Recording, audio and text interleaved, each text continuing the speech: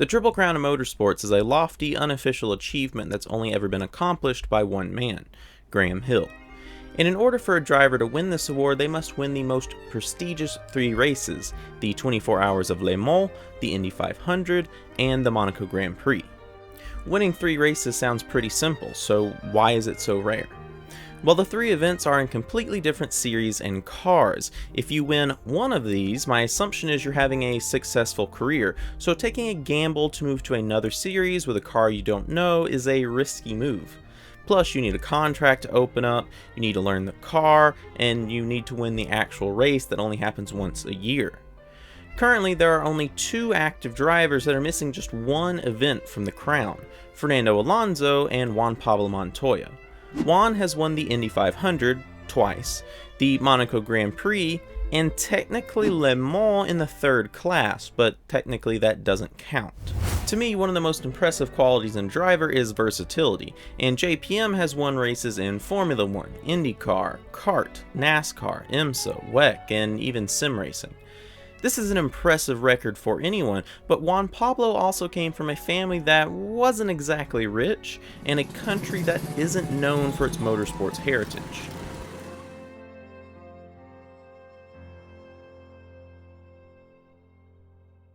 So probably not a big surprise, but I love geography, languages, history, anthropology. So when I think of Colombia, I think of Gran Colombia, Bolivar, the Darien Gap, the Andes, the Amazon, Juan Pablo Montoya, and Shakira. But when I asked some people I know what they knew about Colombia, they said Pablo Escobar and cocaína. The point I'm trying to make here is the country is not exactly known for motorsports. However, in 1954, the Club Las Tortugas was founded, and for 70 years this organization has been responsible for hill climbs, rallies, and road racing events such as the 6 Hours of Bogota, the most prestigious event in the country. Of course, racing there is interesting. Because of the altitude, engines lose roughly 25% of their power. In this sprawling metropolis nestled among the mountains is where Juan Pablo Montoya Roldan was born on the 20th of September 1975. And as is common with Spanish naming conventions, Roldan comes from his mother and Montoya comes from his father. Young Juan was the first son born into a family that was familiar with motorsports. His father, Pablo Montoya Molina, fell in love with racing at a very young age when his father took him to see the cars racing through the streets of Bogota. However, his father pushed racing away and encouraged the importance of education. As such, Pablo became an architect, but he did start racing karts around age 30. The first time Juan Pablo would ride in a kart is when he was just a few months old. His father had won a race, and in celebration, he put his son in his lap and rode around for a victory celebration. As JPM explored his own way into motorsports, his father was always very supporting and proud. His mother, Livia Roldan de Montoya, was always supportive of her children's interests. Technically, she got Juan his first electric kart when he was very young. However, Juan Pablo says he only drove it for about 10 feet before he left it sitting there, saying that it was too slow.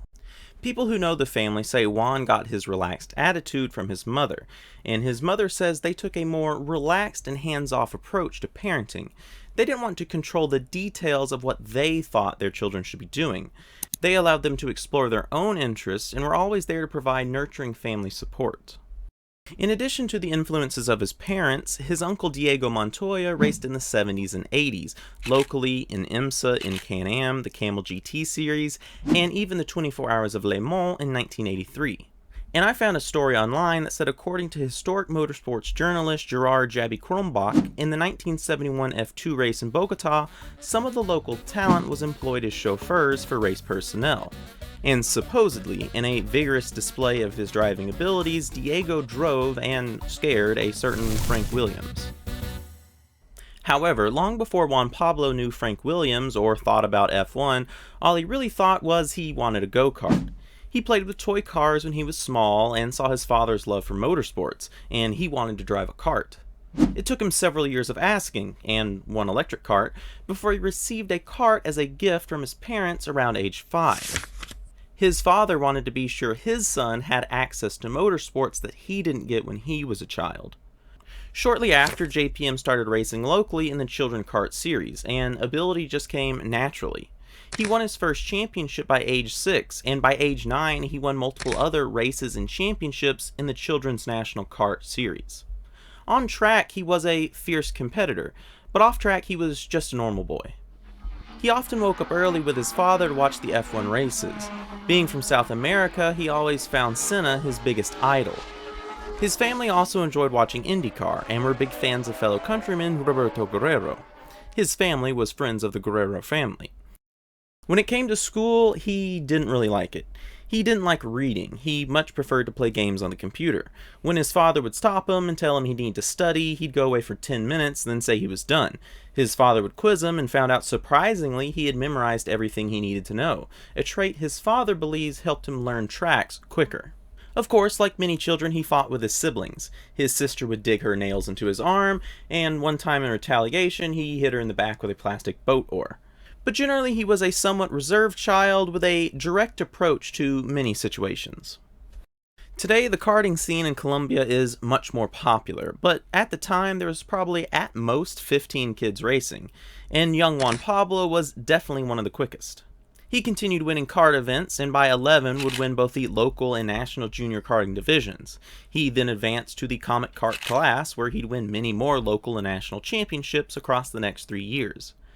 As he moved up the ladder, the financial cost took its toll on the growing Montoya-Roldan family. They supported his racing, but his father supported him maybe a little bit more.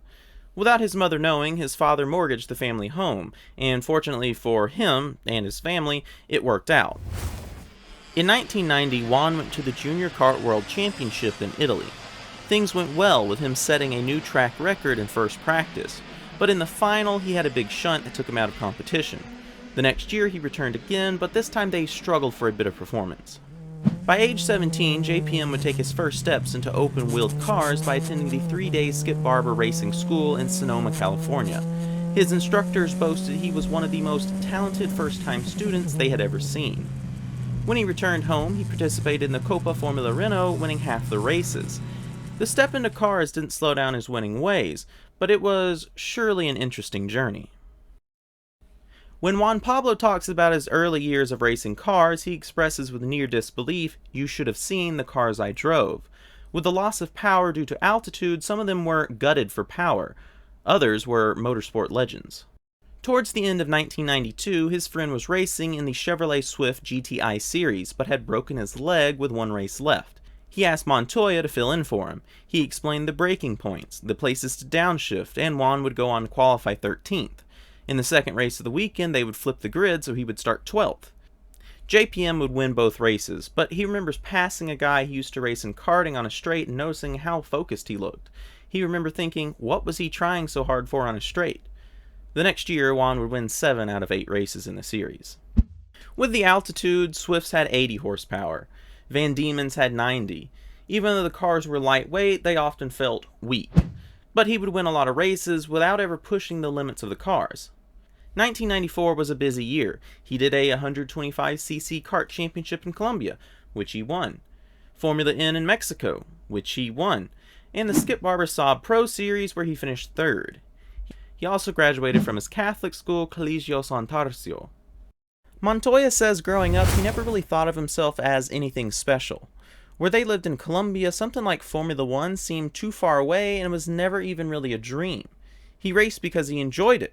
He was good at it.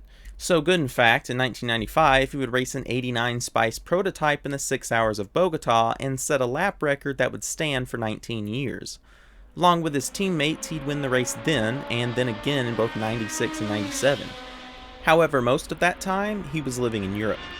See, after he graduated, his father believed he was good enough to make it professionally there. Using nearly the last of their money and contacts, he found a test for Paul Stewart Racing. But if I continued the story from there, this video would be much too long, and I'm led to believe that shorter videos help channel growth. So if you like this, be sure to subscribe and keep your eyes peeled for part 2, which will have the rest of JPM's career. But until then, I'll see you next time on Driver Profiles.